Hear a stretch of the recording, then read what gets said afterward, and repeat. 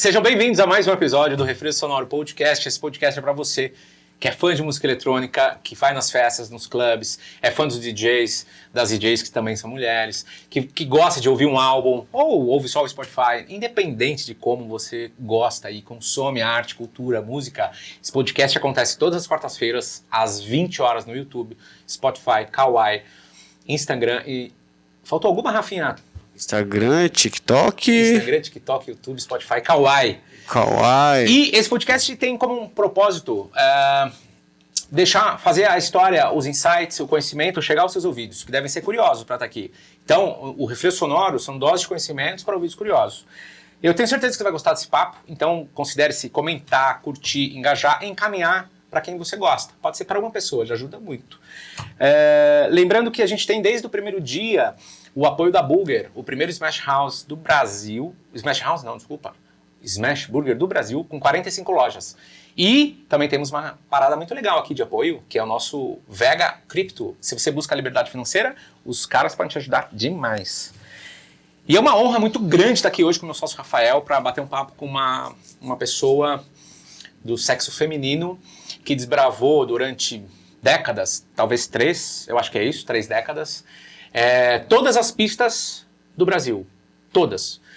Com diversos DJs internacionais, fazendo warm-ups como ninguém, fazendo peak time como ninguém, fazendo close como ninguém, fazendo after hours como ninguém. Ela tem capacidade, repertório e conhecimento para fazer o que for preciso, porque ela é uma verdadeira DJ. Obviamente começou na época do vinil, tinha que pesquisar e entrar no mercado que ainda era visto como uma coisa meio difícil. Por isso ela está aqui, porque ela tem história, Ingrid. Obrigada. Muito feliz. Dancei muito seu som. Você é muito boa. Você é muito boa, muito boa. Obrigada. Tô muito honrada de estar aqui participando, contando um pouco da minha história. Você tá bem? Eu tô ótima. E aí, como é que a música eletrônica aí veio pra você? Foi anos 90? Foi em 98, numa viagem a Londres. Mas eu preciso voltar um pouco no tempo, porque a minha infância foi regada a muita música. Eu falo como eu conheci a música eletrônica, mas eu acho que eu tenho essa veia musical desde a minha infância. Porque meu pai, não está mais aqui, mas ele era um DJ. Na época não existia pitch, né, nos toca-discos, mas ele fazia uns bailinhos, eu sou de Santos, todo sábado no Clube 15, uma festa que chamava Banana Power. E na minha casa, Michel, tinha um móvel que ele mandou confeccionar de aço escovado, com vários gavetões para guardar os discos, estrobo embutida, umas luzinhas coloridas, rolo Akai. E como eu sou a filha mais velha, eu tenho mais 3 irmãos, quem ouvia tudo que ele gostava era eu. Então eu tenho uma memória de ouvir Dana Summer, de ouvir Sylvester com fone numa rede.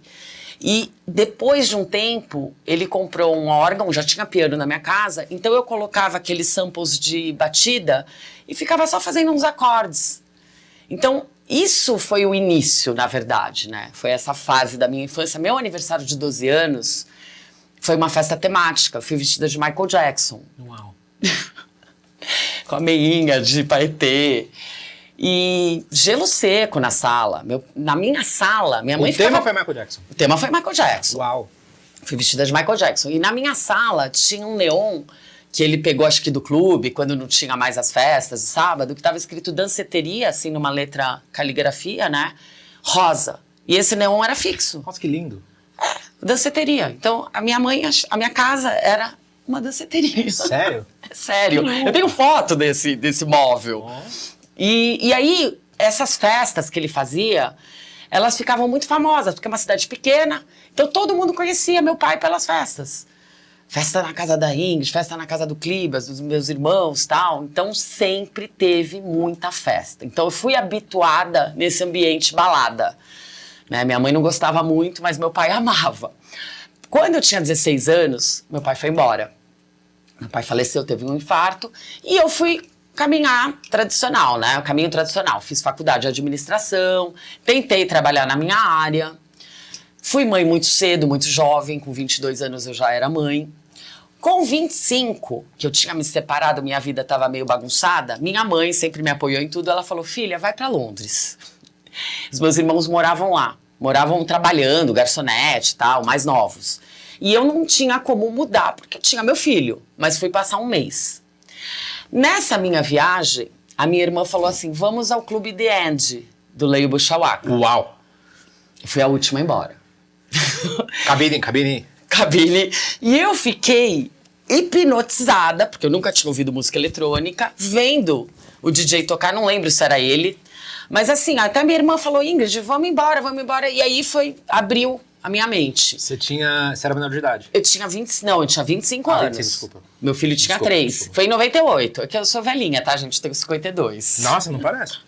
Obrigada. Verdade. É que eu me conservo em álcool.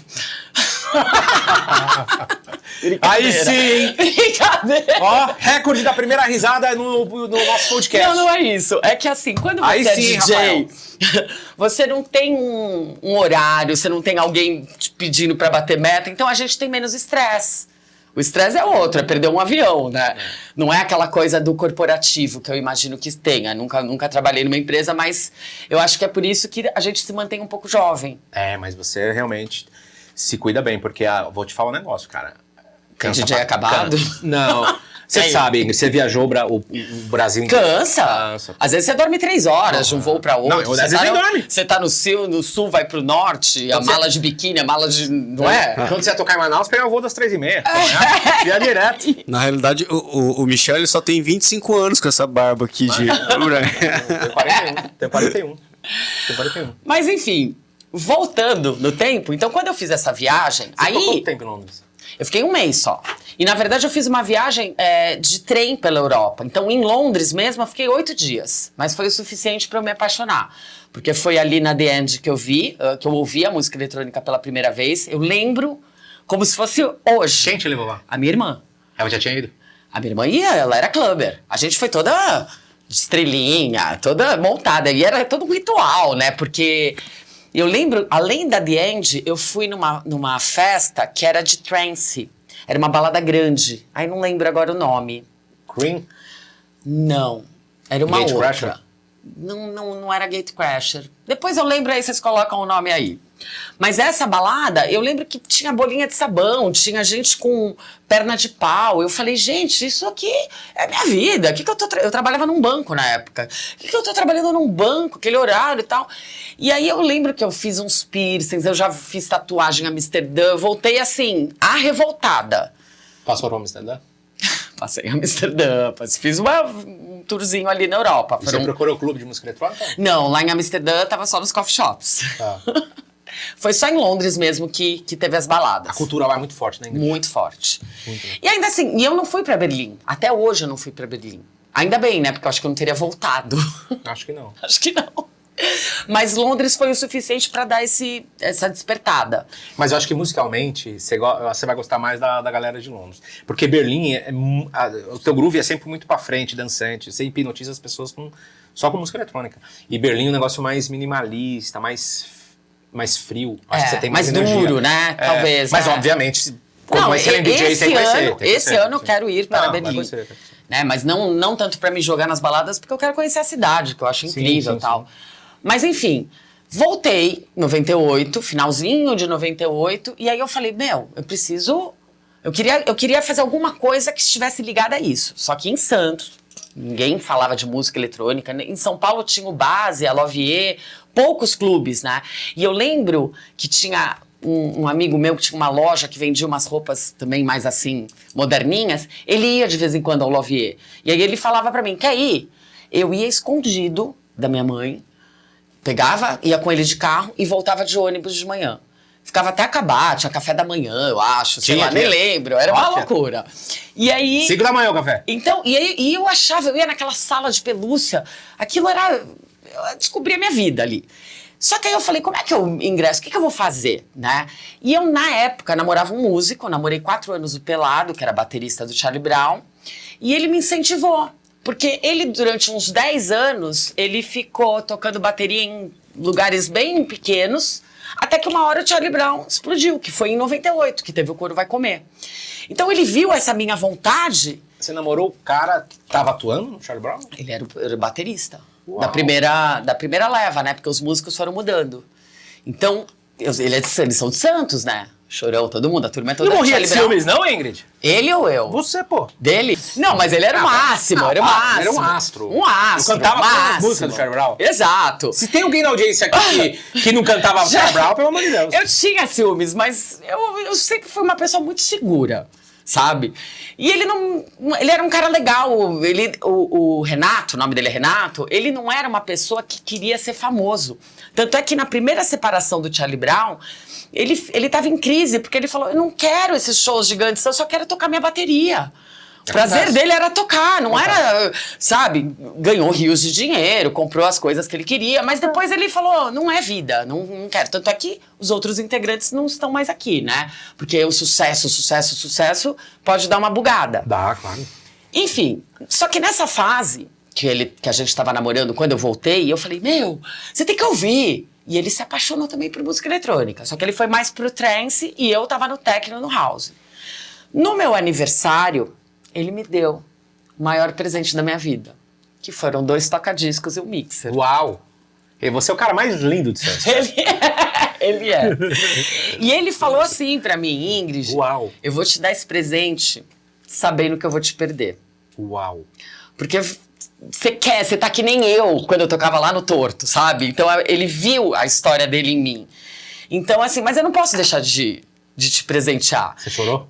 Chorei pra caramba, me deu até as ortofons. Eu tenho esse toca-discos até hoje, é o meu toca-discos até MK2? hoje. MK2. Eu vejo seus vídeos. É esse aí? É esse velhinho, tá lá, firme e forte. Teve uma vez que eu tive que fazer uma manutenção, né, porque ele vai ficando o pitch ali. Eu tirei aquela bolinha, sabe, que tem no meio que dá uma brecada. Ah, isso é legal. Isso é até legal. no começo, quando eu comecei, porque por incrível que pareça, já vou falar de onde eu fiz o meu curso, tá? Mas eu lembro que no curso eu tocava super bem. E aí eu chegava na minha casa pra treinar, eu dava umas sambadas. E aí eu fiz um teste, eu coloquei o mesmo vinil. Não pode mais falar sambada, tá? Tá. Geração atual mudou, agora é mixagem crocante. Então eu fazia uma mixagem crocante. Porque senão você tá menosprezando o samba. Desculpa. Tá, eu dava. Então. Desculpa, pra mim. O livro da Cláudia Seif vai ter que mudar o título. Essa é uma brincadeira. Todo DJ já deu uma mixada crocante. Sensacional. Bom, Créditos pro Ronaldo. eu dava a minha mixada crocante. E eu falava, não é possível, eu faço mal bonitinho na aula e aqui tá tudo errado. Aí em casa. Aí eu fiz o teste. Peguei 2 discos iguais e percebi que mesmo no zero ali do toca-discos, eles estavam variando. Então, como ele comprou usado, não foi um presente super novo, O pitch tava variando. o pitch estava variando. Então, eu mandei para manutenção, mas são os meus toca-discos até hoje.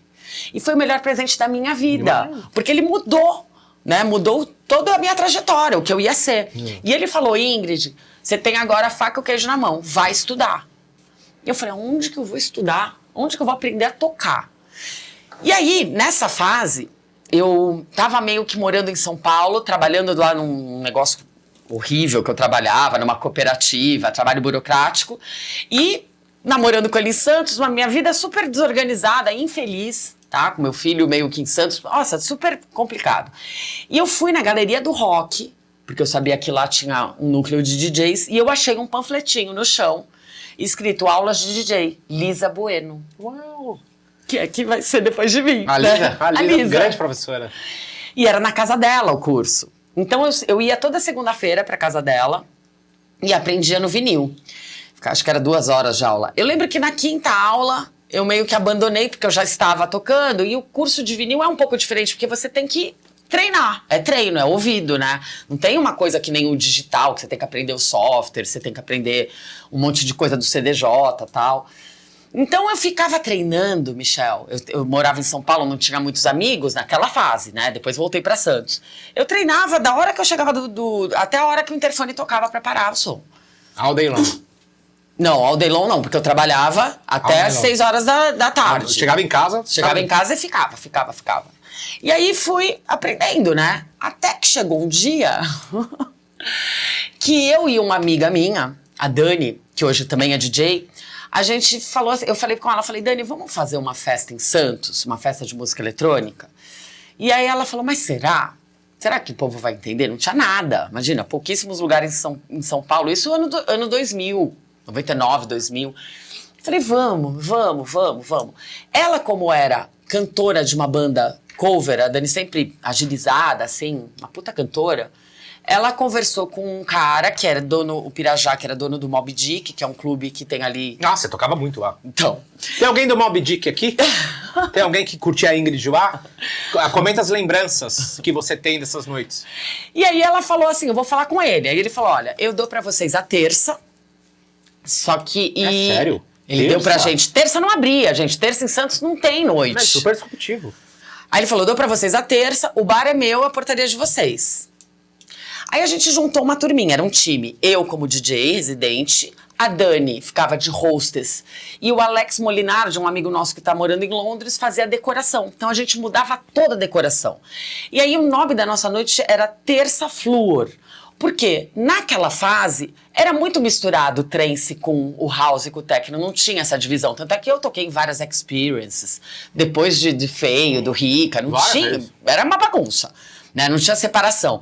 Então a minha informação do flúor, do fluorescente, eu trouxe pra minha noite. Então tinha umas lycras na entrada, luz negra, era só nessa noite. Então o povo chegava, falava, meu, o que é isso? Levava um soco na mente. Um soco no estômago, na mente, tudo. E essa noite foi muito sucesso. Muito. Muito. Você era a madame máxima do Moby Dick. Eu abria a noite, aí vinha um DJ convidado e depois eu fechava. Você sabia que todos os DJs queriam tocar na sua noite, né? Todos. Mark tocou na meia-noite, Rica Amaral, Roxy, Feio, Santiago, Claudinho I, Mal Mal. Olha, se eu tô esquecendo algum nome, mas assim, todos, Alex S. Não, todos tocaram. Todos. E aí, o que aconteceu comigo? Eu não tinha agência, eu não era uma DJ conhecida. Eu tocava numa festinha no Guarujá, porque eu tava fazendo esse movimento em Santos. Isso aí era 2000 e... Anos 2000. 2000, essa noite foi até 2003. Não, nessa 2000 tinha o Fernando Moreno e o Paulo só. Não tinha mais a gente. Não tinha ninguém. Tinha a eletrônica da Tami também, eu acho. Tinha Tami. Tinha três, Tami. Tanto é que eu contratava deles. Desculpa aí se a gente esqueceu de alguém, tá, gente? Não, mas só tinha isso. Era Smart Biz, Hipno e a Tami, não lembro o nome. Eletrônica. Enfim. Acho que tinha mais uma também. Se alguém souber, comenta. E aí, nessa Você que fazia a fase... contratação? Ou era o clube, assim? Não, era a gente. Era Você eu e a Só Dani. A gente aí. fazia a chamada na Jovem Pan. A gente fazia a chamada. Jovem Pan A gente entregava flyer físico na praia. Olha, vai ter uma noite hoje legal, tal. Essa noite começou numas férias. E aí pegou. Você, pra divulgar a sua noite, você pegava os papéis impressos e você mesmo caminhava no mar entregando. Dando, andava até o canal 7. Eu tô falando assim como se eu não É soubesse, verdade, mas é só pra porque galera são saber, outros tempos, gente. Não tinha nada digital, não tinha Instagram, WhatsApp, galera, não tinha Instagram. E eu tenho muita saudade desse tempo analógico, sabe? bom. A gente ia fazer Colocava chamada nos na carros. rádio, tinha um patrocíniozinho. E a noite foi pegando forte. E eu que ligava pro Paulinho pra contratar. Porque eu frequentava muito Sirena na época também. Já tinha o Sirena em Maresias. Foi mais ou menos nessa mesma fase. Delícia. Então tocou Jason Brale, tocou, todo mundo que você pode imaginar. Não, todo mundo. Eu lembro do Moby Dick. Numa das minhas ligações pro Paulinho, ele falou assim, olha, os DJs estão falando de você. Por quê? Eles me elogiavam, né? Eu tocava antes, depois, eu comecei a mostrar que era forte. Aí o Paulinho falou, eu quero ouvir teu trabalho. Eu não sabia nem gravar um CD, né? Na época era gravar um CD. Porque não tinha como mandar um arquivo. Não, mas você gravava no computador o áudio, né? Não, mas como é que eu ia gravar? Eu tinha um mixer. CDR. Não tinha um CDR. Tá, tinha. Aí liguei pro Tapia, pra um amigo meu, e ele falou, não, a gente grava aqui em casa. E eu não tinha, nessa época, uma noção muito, eu misturava tudo quanto é estilo. Só não misturava o trance, porque eu sempre fui mais no house e do techno. Mas então, isso foi a minha identidade musical. Eu tocava um pouco de tudo. Sabe, com maestria, fazendo essa construção do set muito bem feita. Você também flertou um pouco com o progressive inglês, né? Sim. Então, E só o que progressive? tudo misturado. Não, era maravilhoso. E aí, o que aconteceu? Era Esse bom? CDzinho que eu gravei, que eu mandei pelo correio pro Paulinho, eu falei pra ele assim, olha, você me avisa se não tiver legal, pra eu não ficar com esperanças, né? Porque você fica achando, vai resolver minha vida, tal... E nada desse telefonema acontecer. Absolutamente nada. Aí, umas 2 semanas depois que eu mandei esse CD, e eu continuando contratando os artistas dele, eu fui ao Sirena. E ele tava lá no camarote. E falaram, aquele é o Paulinho. Aí eu falei, eu vou lá falar com ele. Eu cheguei, peitei ele, falei, Paulinho, é o seguinte... Ele quer. Eu falei assim, você falou que ia me ligar pra falar sim ou não. Ele falou, não, mas quem é você? Aí eu falei, eu sou a Ingrid. Que te ligo a semana inteira. que contrato. E aí ele me deu uma medida, dos pés à cabeça, e ele falou assim, vai no meu escritório sexta-feira. Aí eu falei... Era na Vila Olímpia ali? Era na Vila Olímpia. Aí eu falei, será que ele tá... Né? Eu imaginei coisas, né? Porque a gente, né... pensa assim, pô, eu não quero ser porque ele me viu, talvez o meu visual, isso... E não foi pela atitude, inclusive de peitá-lo. Porque isso é uma atitude que o DJ tem que ter, né? Não é? Não dá pra ficar muito acuado. E eu fui lá e falei, cara, fala sim ou não, mas fala. E você tava na pista, né? Você tava lá. E aí ele falou, vai no meu escritório, porque ele gostou dessa força e dessa atitude mesmo. Que outra mulher tinha na IP nessa época? Tinha a Denise Conzen. A Denise. A Denise. Que era a ex-mulher do Gabo. Ex-mulher do Gabo. Naquela época era mulher, né? Era mulher. Eles faziam Gabo e Denise. Tinha a Paula Chalupe. Ah, a Paula também. A Paula já era. Elas eram DJs antes de mim. E acho que só. Eu tinha esquecido dessa E época. a Rox era uma DJ, mas ela não era da Hipno. Ah, eu queria achar a Rox. E a gente tem um um episódio com a Paula também. Paula Chalupe é dia 11 de março. Dia 11 de março. Então tinha gente. Não tinha mais ninguém. E aí eu cheguei nesse dia no escritório, né, super nervosa e tal. E aí ele falou, olha, aqui... E eu trabalhando no banco. Você levou alguma coisa? Um CD? Não levei nada. Eu já tinha mandado aquele CD. Só que ele falou assim, será que foi ela que gravou? Né, ele gostou. E aí ele falou, olha, o que eu gostei do seu set foi essa mistura. Tudo que eu achava que poderia dar, essa salada mista de misturar vários gêneros, vários estilos, e construir com maestria. Combinar, né? Porque você sai de um pesado, vai pro... Porque hoje em dia tem esses DJs que tocam só techno, né? Eu não tenho muita paciência. Tum, tum. Então eu gosto...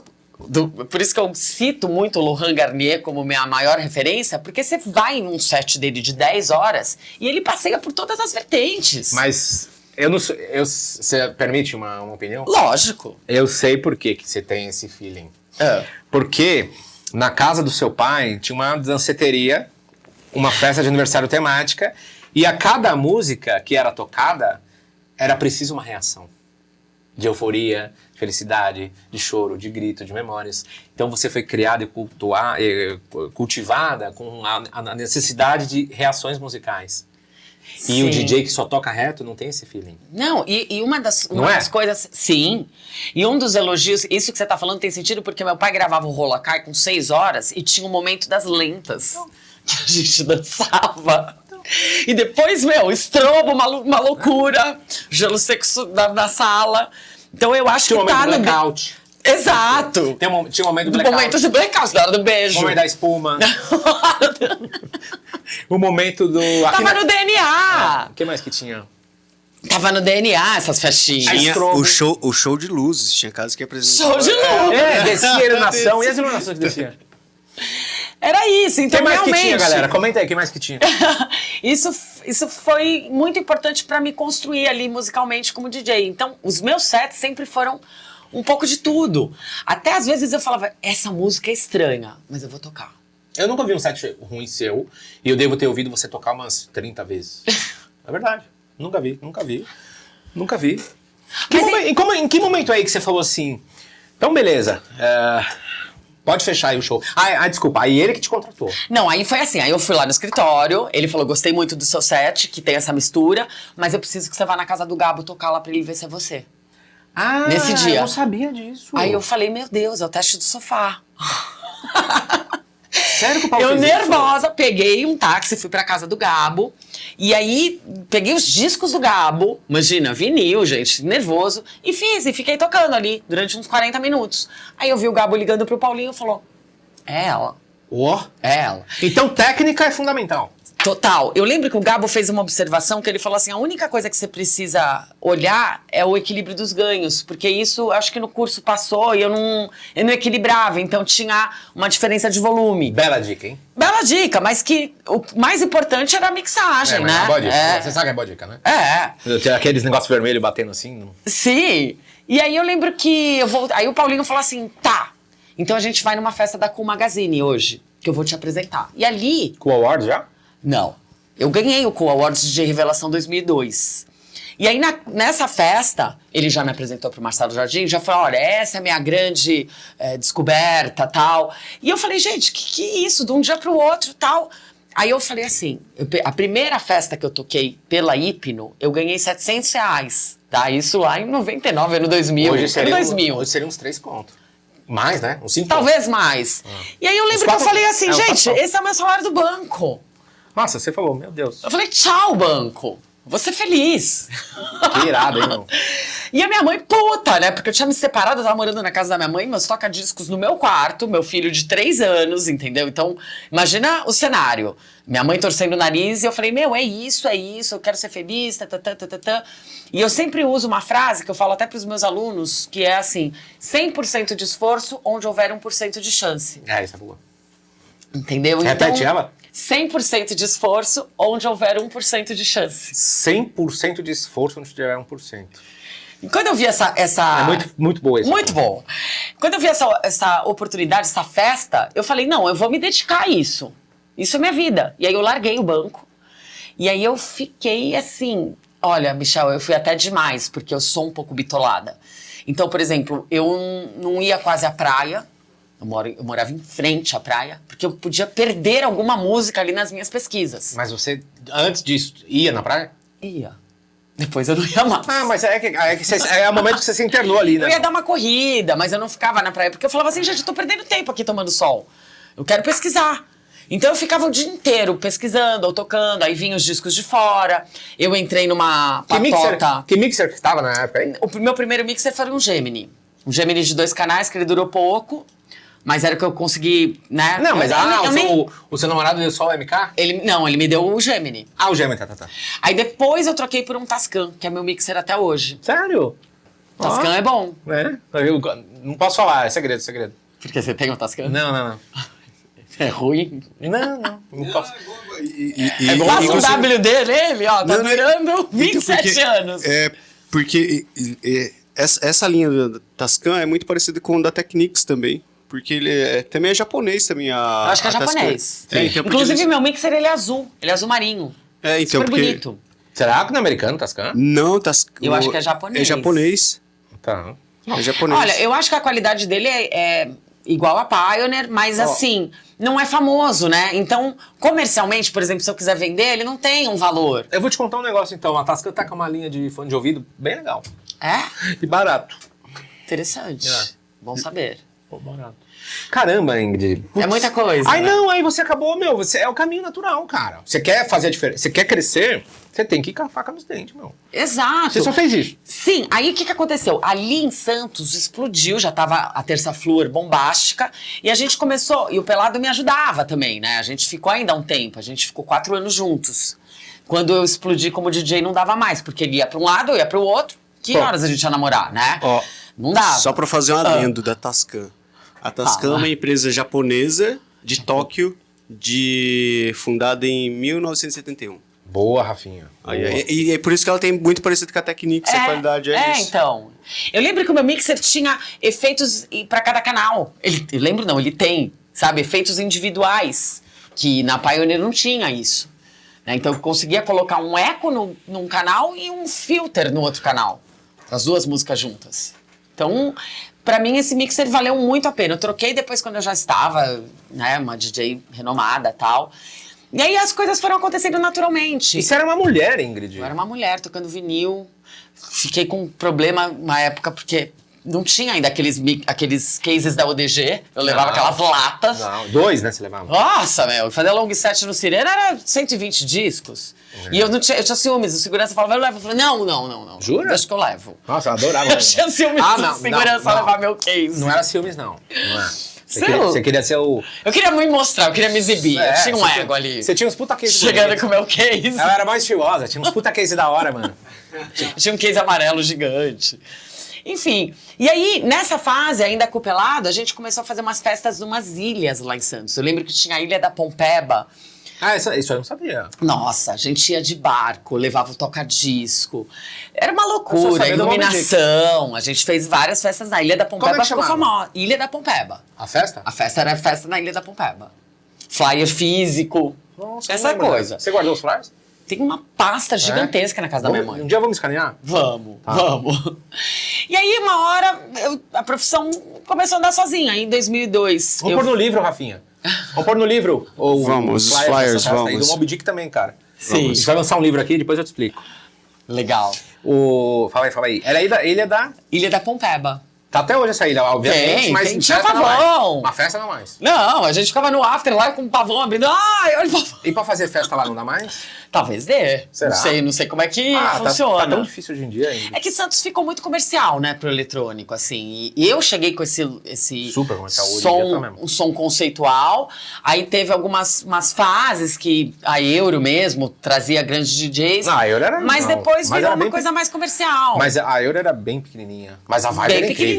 A vibe era incrível. Incrível. Ali no Gonzaga, maravilhoso. Você tocava no... E a sua relação com a Give? A Give também foi legal lá, né? A Give eu toquei na DOT, toquei na Mitos. DOT era legal, a Mitos Mas era esses legal. clubes, eles já vieram bem depois, Bem né? depois, Bem depois, mais recentes. Então, a cena lá sempre foi um pouco mais pop, assim, sabe? Eu acho que eu era... Eu me mudei pra São Paulo porque a cidade me expulsou. Eu não cabia mais em Santos, sabe? O que eu fazia não era o que as pessoas queriam consumir. Mas eu gosto de fazer um adendo, porque eu falo muito isso pros meus alunos. Tem aluno meu que chega e fala, ai, na minha cidade não tem esse tipo de música, na minha cidade ninguém vai entender. Eu falei, cara, é na sua cidade que você vai aparecer, depois você sai. Porque se você vier tentar a vida aqui em São Paulo, tem 1 milhão de pessoas fazendo o mesmo que você quer fazer. Às vezes você se destacar numa cidadezinha, isso não só como músico, como uma modelo, outras profissões, você se destaca às vezes, imagina, eu sendo uma mulher, em Santos, tudo podia ser contra a mim. E tem uma coisa também, Ingrid. Se o cara, na sua própria cidade, não toca, por que eu vou contratar ele na minha cidade?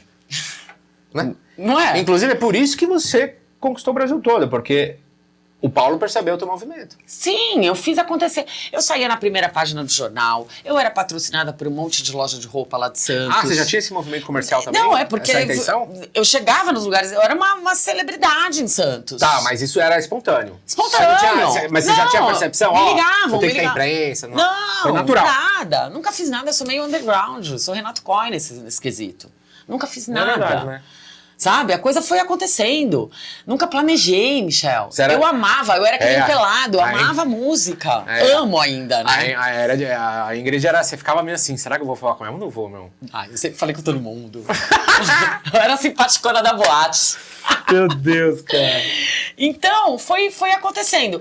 E aí, quando eu entrei na Hipno, e aí era todo final de semana viagem. Era um grupo pequeno, como a gente falou antes, né, que dominava o mercado. Total. E eu também entrei na panela das lojas de vinil na Galeria Ouro Fino. Então eu chegava na Rhythm, os caras me ligavam antes, eu ainda morava em Santos nessa época, e falavam, olha, amanhã vai chegar disco. E aí eu chegava na loja... Galeria? Não, o Tom. Tom? O Tom. Tom era o meu amiguinho. Aí ele me ligava, eu chegava, pegava o meu ônibus, vinha...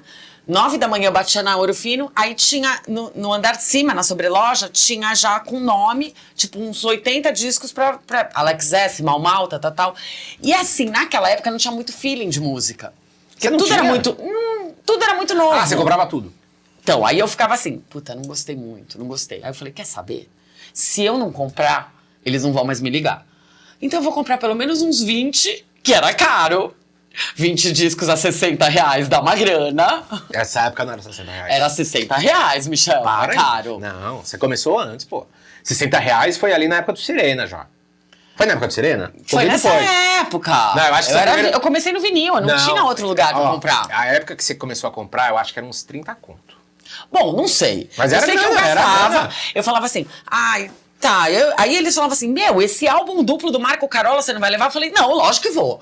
Eu não sabia direito, porque não era ainda, eu não tinha esse feeling de amar. Depois de um tempo, degustando o álbum, eu falei, ainda bem que eu comprei esse disco. Ô Ingrid, o que bombou esse cara, hein, meu? Nossa! Quem imaginaria, né? Mas a gente comprava tudo dele, né? Tudo! Então, eu lembro que eu não tinha muita memória. Fala que é sorte, mano. Não! Olha a vida do cara, não. Você comprar, a gente ouviu o álbum dos caras já. O álbum dos caras, absurdo. E aí, nessa fase, eu não tinha uma memória pra saber nome dos artistas que eu gostava, porque eu gravava a capa. Visual. O visual. Ah, então você se ferrou no CDR. Foi uma transição bem Porque complicada. não tinha capa. Não tinha capa. Você fazia os outro desenhos lá? jeito. Não, outro jeito de você olhar para um, né? No meu caso, eu não fui pro Tractor, pro Cerato, eu fui pro CD. O que você escreveu no CD pra saber? Eu escrevia o nome da faixa e eu só colocava 4 faixas, 2 músicas, boa. como se fosse um vinil. Só os big name faziam isso. É, porque eu falava assim, eu preciso... E era uma pasta lotada, né? Porque se eu colocasse, vamos supor... Por que você aprendeu isso? Não, eu queria manter a minha forma de entender as músicas. Mas era uma boa ideia isso aí. E eu fazia umas estrelinhas. Até no vinil, pra eu não me atrapalhar, eu colocava às vezes uma estrelinha do lado que eu queria tocar. Sim. Né? Então, mas eu lembro que quando eu fui pra essa fase horrorosa do CD, né? Que, pelo amor de Deus... Você que gravava os CDs? Eu gravava. E eu lembro que tinha como você gravar em áudio ou em MP3. MP3 cabia mais músicas, né? Eu baixava o arquivo em áudio, mas eu poderia... Mas demorava mais, né? Só que aí eu falei, gente, tô Pra perdendo carregar. qualidade, né? O que adianta eu pôr 10 músicas? Então eu mantinha como se fosse o álbum com remix e tal, do jeito que era. Qual foi a primeira DJ mulher que você pagou um pau? Cara, eu acho que foi a Denise. Foi a Denise. Sabe por quê? A Denise, quando eu ia tocar, às vezes tinha muitas noites de só mulheres, né? Muita classe, né? Muita classe. É isso. Não se compra. E ela era calma. Não se compra. E eu sou ansiosa até hoje, né? Mas assim, eu era muito ansiosa. E eu ficava nervosa no começo, agulha. Pô, você tem que pôr uma agulha ali, Skull Beats 2002, aquele negócio. Eu me vi num. Eu entrei num. Eu lembro que eu entrei num túnel que tinha uma foto minha, sei lá, de 5 metros de altura, que era um túnel com os headliners, né? E eu fui a única mulher. Da onde? Skull Beats. Ah, do Skoll. Ah, eu lembro, porra. E aí, eram 60 homens. Você tocou quase em todos, Eu toquei em 2002, 2004, 2007.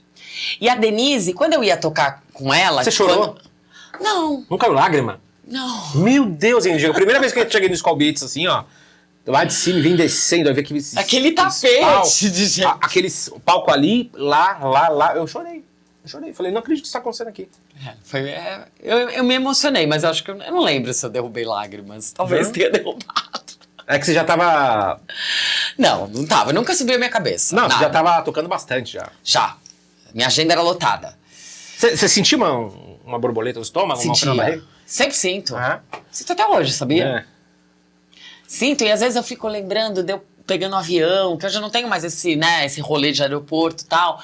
É um saudosismo tão gostoso, assim, sabe? Eu lembro, assim, sabe? Sabe o que me dói? Ah. O quanto nós vivemos, você ainda mais, porque você teve mais reconhecimento do que eu, e passou rápido demais. E a gente aproveitou pouco tudo que a gente conquistou.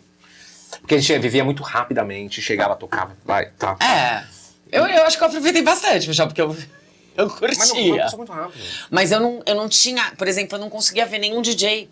Porque eu também tava tocando, vinha uma grande atração pra tocar, sei lá, Miss Kitchen teve. Eu não vi, porque eu tava trabalhando.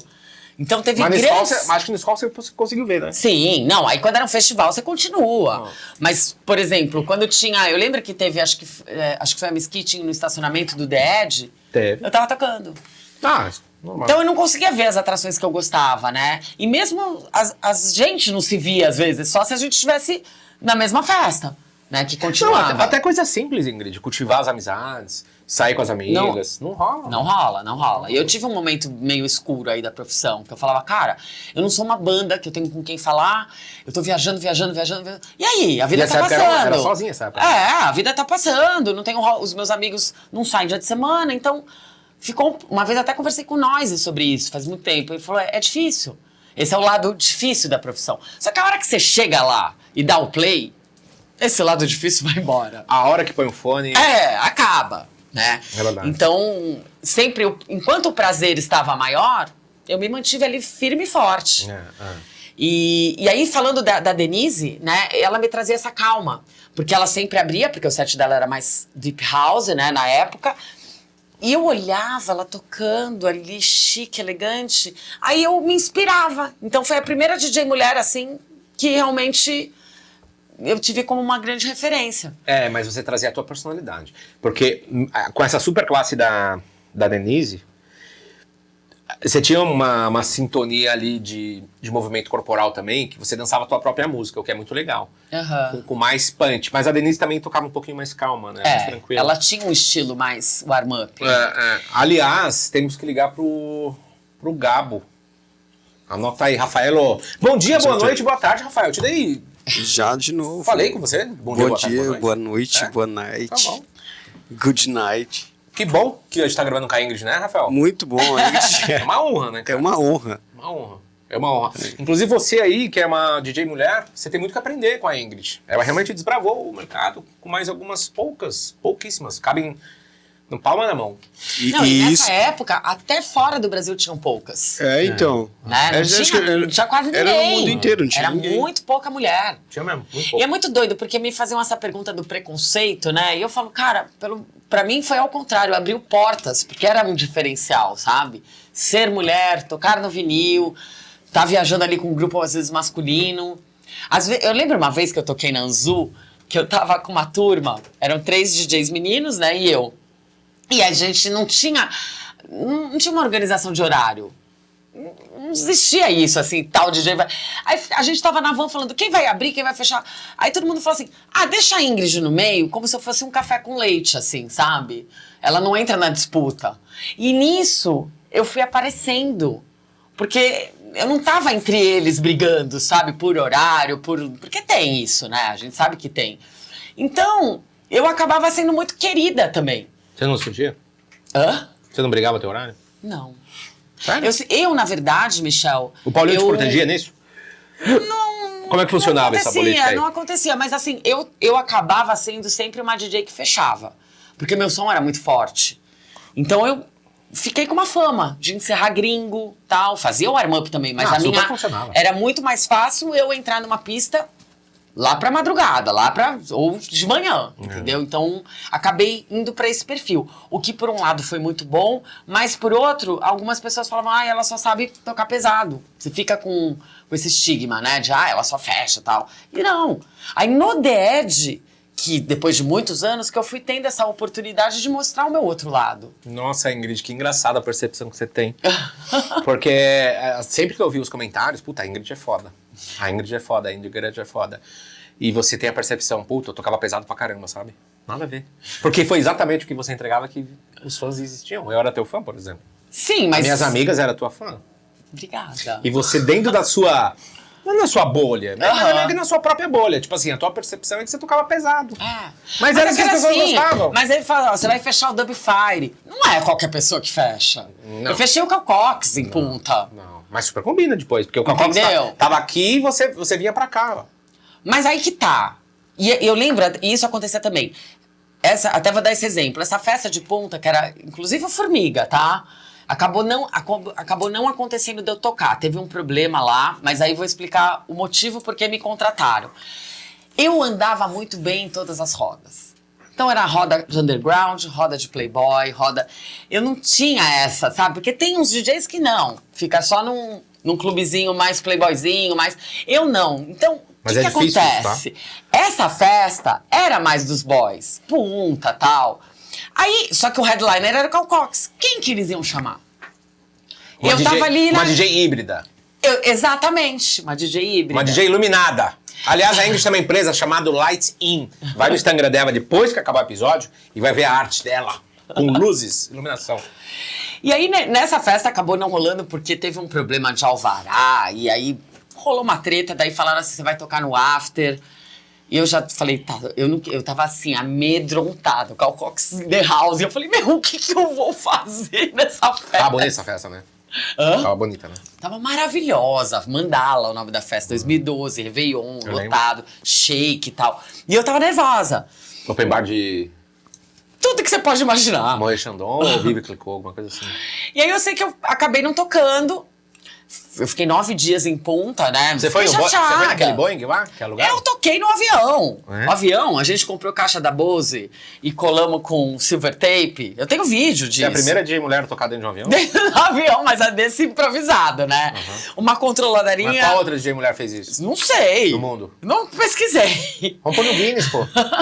Eu lembro que era o Marcelinho, ele levou uma controladora. O Sá? Marcelinho Sá. E aí a galera com Absolute já abriu. Gente, Ele o abriu avião. o Cal Cox, né? Ele abriu. E aí eu lembro que o comandante, sei lá, falaram, gente, esse avião vai cair, porque todo mundo veio pra frente na hora que a gente começou a tocar. Nossa, é verdade. O avião ficou desequilibrado. Gente, que perigo, cara. Porque não foi uma coisa pensada. A gente falou, vamos pegar essas caixas que a gente comprou? Indo. Vamos ligar na controladora. Aí você vê, DJ bom. Improvisamos. Você vê, DJ bom derruba avião, mano. Derruba a casa, cai a casa, o cara. Cai a casa, derruba avião. O piloto apareceu, ele falou, gente, não pode. A gente pode.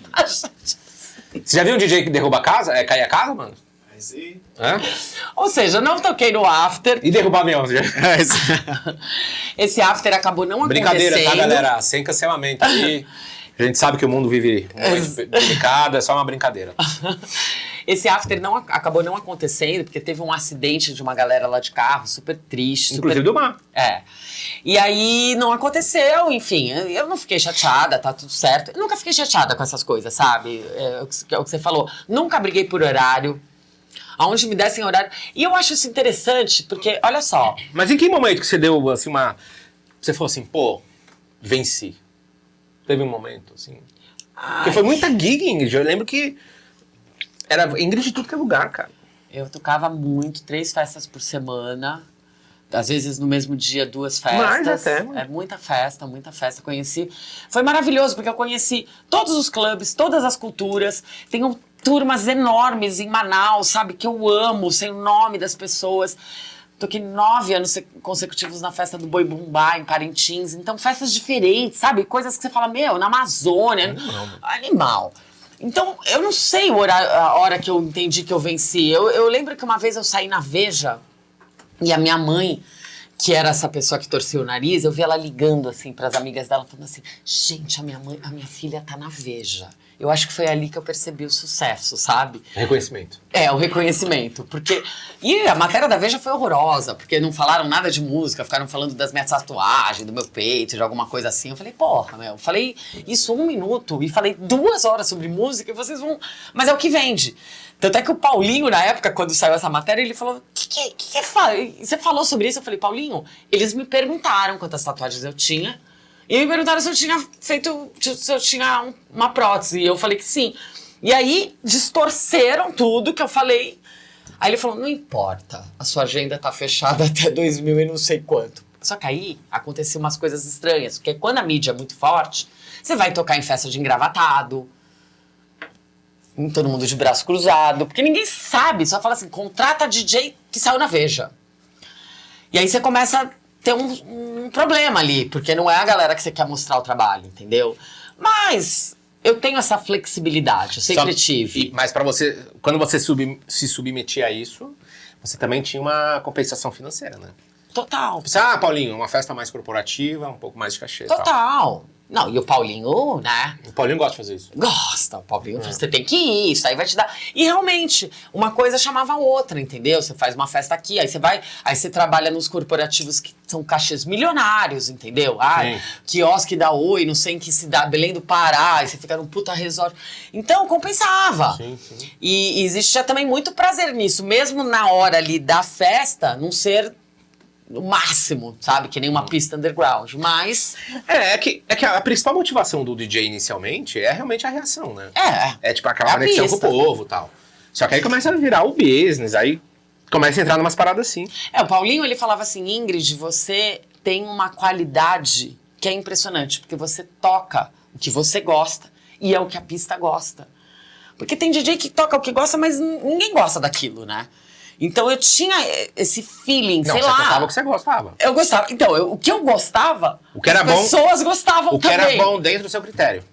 Por mais que fosse um corporativo, mas era uma seleção de repertório. Sim. No seu crivo. Sim. É isso. E ele falou, e você se diverte tocando.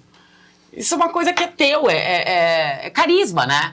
Então, realmente, pra mim, eu nunca trabalhei, Michel. Eu só trabalho agora. Comecei a trabalhar depois da pandemia. Dizem que você paga pra você paga pra... Não pra tocar, pra viajar. Pelo cansaço e tal, não é? É isso. É porque o trabalho do DJ começa a hora que você sai de casa, que você pega o teu Uber pra ir pro aeroporto, né? Essa questão de você citou agora, essa questão de estilo. De estilo. Foi uma coisa também natural sua? Assim, ou você percebeu, preciso dar uma calibrada na imagem, não. Porque hoje em dia se fala muito disso, mas naquela época, assim, sei lá. Não, eu na verdade, assim... Você citou a Miss Kitchen, por exemplo. Ela era mais dark. Sim. Né? Mais gótico, assim, sei lá. Não, sabe o que eu acho? Eu acho que a profissão DJ, ela te dá uma liberdade de você ter a imagem que você quiser. A Denise eu não lembro. Ah, ela era uma loirinha, linda, mais modelete. A Paula Chalupa eu lembro. Então, assim, eu gostava desse estilo alternativo, né? Então, falei, pô, vou fazer minha tatuagem, vou fazer o que eu quiser, vou pôr piercing onde eu quiser, vou pintar meu cabelo de laranja. Durante muito tempo meu cabelo era laranja. Não, e tinha a questão do clubber também, né? O movimento, cultura mesmo. Era cultura flor, clubber. cabelo colorido. Exato. Eu amava, eu usava umas sandálias infláveis, Um seio quase. grande. Aquelas coisas, eu amava. Você usava aquelas plataforma alta, não usava? Usava plataforma alta, aquelas calças enormes de nylon. Uma época... eu lembro. Tudo isso. E aí, então eu acho que não é que eu fiz um estilo pra, sabe? Eu percebi que eu podia ser quem eu era. E eu sou até hoje, né? Mas é interessante, porque 30 anos depois você começou a trabalhar com roupa, né? Com roupa. Também. 2016 você lançou uma marca de roupa. Não, em 2016 eu lancei a Light In, Que é a empresa de iluminação. que é as luminárias, que era um hobby, mas que me salvou muito na época da pandemia. Né? Então, só que as luminárias é um trabalho muito pesado. Ele não é um trabalho feminino, porque é cobre, é ferro, a minha mão é pesada, tem luminária minha que tem 30 quilos. Você acha que você querer fazer a luminária vem dessa época do teu pai fazer Pode ser. Não, sabe por quê? Não é que vem da época da festinha. Meu pai, eu sou igual ao meu pai, eu sou idêntica. Meu pai tinha uma oficininha no fundo do apartamento que a gente morava. E ele fazia tudo quanto é coisa pra gente. Assim, se eu queria uma casinha da Barbie, ele fazia. Eu até ficava puta, porque eu queria que ele comprasse. Mas ele fazia. Entendeu? Então, ele tinha essa coisa manual. E ele já estava te ensinando. E aí, isso ficou também no meu DNA. Então, quando eu lembro que eu fiz uma luminária para mim, de tubo de PVC. E aí coloquei, fui na loja, não sabia o que era T, o que era joelho e tal. Falei, eu quero ir. Porque eu vi, na verdade, eu fiz uma pesquisa de lâmpada de filamento. 2016 não tinha isso no Brasil. E aí eu vi uma luminária, eu falei, gente, acho que eu vou tentar fazer isso. Pesquisei como que fazer a junção lá, fiz a minha primeira peça de PVC. Pintei ela de cinza. E aí a galera, pendurei na minha casa, a galera falava, você tem que fazer isso pra vender. Aí eu falei, não, então eu vou procurar uma matéria-prima melhor. Então eu fui atrás do cobre, do ferro galvanizado e tal. E aí durante um bom tempo eu fiquei com um site vendendo as minhas peças. Hoje eu faço só sob encomenda e eu vendo no Buban, que é um site super legal, dos melhores designers do Brasil, e eu tô lá. Mas vende só luz? Só luminária. Eu tenho umas peças pequenininhas que não tem lâmpada, assim, uns bonequinhos de ferro, assim, bonitinho, que pode ser um porta-peso, sabe? De latão. Só que aí, Michel, esse lance das luminárias, ele não era uma coisa que eu teria que talvez alugar um galpão, ter funcionário. Era mais um hobby, que eu ganhei dinheiro durante um tempo e tal. Eu gosto de ir pra minha área de serviço, igual o meu pai tinha, e fazer. Mas eu falei, não, isso não vai, eu não vou trocar a profissão de DJ por isso. Eu preciso de uma outra coisa. Porque agora, falando do que aconteceu comigo um pouco antes da pandemia, eu já estava um pouco desgostosa. Porque eu tenho 28 anos de carreira, né? Comecei em 98 e tal, então uns 28 anos. E eu não tava mais assim, no creme de la creme, não tava. A gente tem que às vezes reconhecer, né? Que são ciclos. Apareceu um monte de gente e tal, gente muito boa, gente muito jovem. E eu tava começando a tocar numas festas mais ou menos. Pra quem já tocou nas melhores, ir pra uma festa mais ou menos, a festa mais ou menos o que é? Uma festa que tem um retorno ruim, ou que não tem retorno, ou que chega lá tem 15 pessoas na pista, ou que tem 500 que não sabem o que você tá tocando. Mas se tem 15 ou se tem 15 mil, não tem a mesma importância? Pode ter, mas assim, um buraco, sabe? Gente, mexeu. Mas você não for grande underground? Sim, mas não eram as 15, Michel, não eram 15 dançantes. É uma festa mais ou menos, uma festa de gente... O Serena não tem mais, que você tocava direto. Não, Serena acabou. A Anzu não tem mais, você tocava direto. O que sobrou? Não, Nesse então, mas perfil de eram clube? festinhas... Temos o The Edge. Temos o Dead. Mas eu entendo você, não tem mais nada. E aí eu fiquei meio desgostosa. Nessa qualidade? Nesse período antes da pandemia, eu fiquei meio desgostosa. Eu deveria ter trabalhado um marketing digital, porque a gente já estava nesse movimento digital. Eu nunca fiz nada. Eu nunca tive um logo, DJ Ingrid. Você tem uma noção, as pessoas às vezes falam, manda o seu logo. Eu falei, põe qualquer fonte. O Paulinho Silveira não era designer? Ele, acho que Você era. nunca te propôs? Não. Então eu trabalhava assim, sabe? E aí eu comecei a ficar um pouco desgostosa e A vida, eu mais velha, já tinha conquistado todos os lugares que eu queria, não estava fazendo marketing digital, chegou a pandemia. E aí eu gostei de dormir cedo e acordar cedo, sabe? Eu falei, acho que fechou esse ciclo. Foi o único momento da sua vida que você teve uma família tradicional? Sim. Em termos de horário, rotina? Sim. Porque o grande lance é esse, né? Não tem como um DJ que toca de quarta a domingo... Até antes da pandemia, eu atendia 4 turmas, que eu comecei a dar aula no 10 de 2011. Eu atendia 4 turmas por mês. E eu não estava aguentando mais esse ritmo, porque a turma tem um mês, então você fala do Record Box, aí vem outra turma, eu falo de novo. Falei, gente, só que assim, o que eu vou fazer da minha vida? Né? Batendo quase nos 50 anos, e agora? Até que a minha mãe surgiu com o negócio das roupas. Ela começou a fazer.